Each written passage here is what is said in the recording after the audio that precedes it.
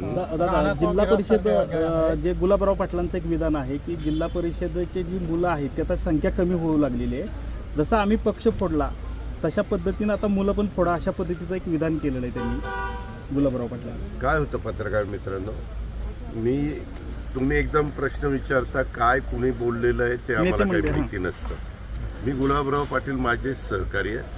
मंत्रिमंडळात आम्ही एकत्र काम करतोय, मागं देखील आम्ही एकत्र काम केलेलं आहे.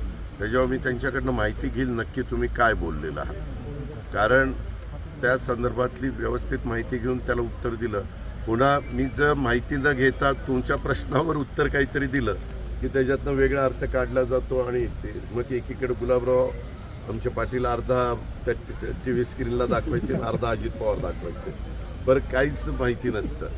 त्याच्यावर काही पण हे का राज्यातल्या गोरगरिबांच्या मुलांना मुलींना शिक्षण देण्याच्या करता जिल्हा परिषदेच्या शाळांचं योगदान हे तुम्हाला मला नाकारता येणारच नाही.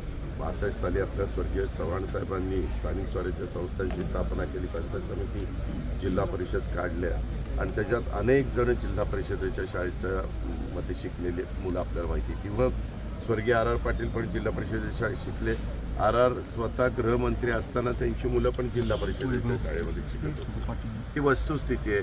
आणि त्याच्या एकंदरीतच काही काही भागामध्ये म्हणजे परवा मला दादाजी भुसे सांगत होते, नाशिक जिल्ह्यामध्ये काही शाळा अशा आहेत की तिथले शिक्षक इतकं चांगल्या पद्धतीनं तिथं शिकवतात की लोक आपणहून तिथं लाईन लागते की जिल्हा परिषदेच्या शाळेमध्ये प्रवेश घेण्याच्या करता.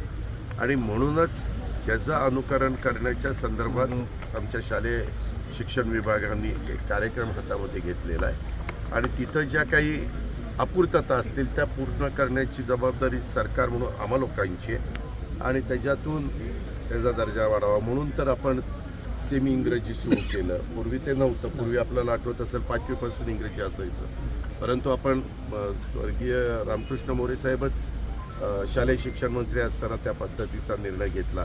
आता तर काही काही ठिकाणी नगरपंचायत, नगरपालिका, महानगरपालिका आणि काही जिल्हा परिषदेच्या ठिकाणी पण त्यांनी प्रयत्न करून म्हणजे आता CBSEचं पण शिक्षण देता येतं का काय अशाही पद्धतीचा प्रयत्न त्या ठिकाणी चालू केलेला आहे. काही काही ठिकाणी ऑलरेडी शाळा सुरू झाल्यात. त्याच्यातनं एक टीका होती की मराठी भाषा, मराठीचं आपण समर्थन केलं पाहिजे, तिला अभिजात भाषेचा दर्जा मिळालेला आहे आणि मग कशा करता आपण मराठीमध्ये मुलांना शिकवायचं नाही. पण काही पालकांचं म्हणणं आहे की बाबा आम्ही घरात मराठी बोलतो, आमच्या मुलांना मुलींना मराठी लिहिता वाचता येतं, परंतु आम्हाला इंग्लिशमध्येच त्यांना शिकवायचं आहे. असाही वर्ग मोठ्या प्रमाणावर पाहायला मिळतो. आता तुम्ही पत्रकार मित्र जेवढे मला प्रश्न विचारतायत त्याच्यातली लग्न झालेली असेल आणि तुम्हाला मुलं असतील तर तुम्ही पण बहुतेकांनी तुमची स्वतःची मुलं ही इंग्रजी माध्यमाच्या शाळेमध्ये टाकली असतील. ही फॅक्ट आपण नाकारू शकत नाही. त्याच्यावर मराठी ही आपली मातृभाषा आहे, त्याबद्दल तर आपल्याला आदरच आहे, प्रेमच आहे, अभिमानच आहे. आणि म्हणूनच देशाचे पंतप्रधान नरेंद्र मोदी साहेबांनी अनेक वर्ष महाराष्ट्राच्या जनतेची मागणी होती, आग्रह होता, परंतु शेवटी ती मागणी पूर्ण करण्याचं काम, तिला मराठीला अभिजात भाषेचा दर्जा देण्याचं काम हे पंतप्रधान मोदी साहेबांनीच केलं आणि त्याचं महाराष्ट्रातल्या जनतेने कौतुक केलं. आम्ही पण लोकांनी कौतुक केलं, आभार मानले, धन्यवाद दिले. दादा, शेवट लोकशाही मराठी ऐका, पहा, जागरूक रहा.